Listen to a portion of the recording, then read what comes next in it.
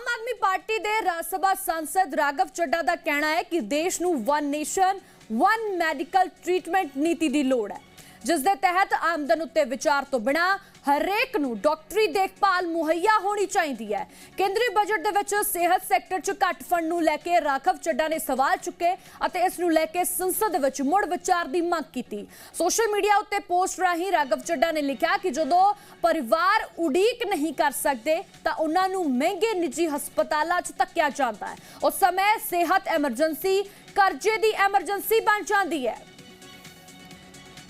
Sir, fourth problem in this budget that I found was the budgetary allocation to health, which is low and which certainly needs a relook. Sir, आज हमने अपने total government expenditure का 2% health को allocate किया है, लगभग 1 लाख करोड़ के आसपास। National Health Policy 2017 बताती है सर, और सरकार का ये अपना ऑब्जेक्टिव रहा है, गोल रहा है, that spending on public health should be 2.5% of GDP.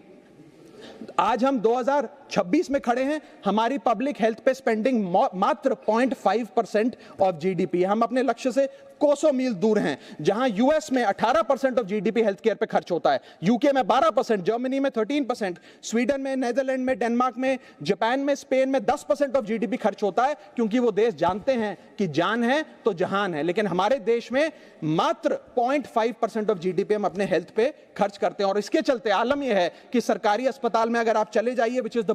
which is called the backbone of India's healthcare, वहां पर आपको पुरानी जर्जर बिल्डिंग मिलेंगी, मैसिवली अंडरस्टाफ्ड हॉस्पिटल मिलेगा, ओवरवर्क डॉक्टर मिलेंगे, पॉपुलेशन के हिसाब से बेड नहीं मिलेगा,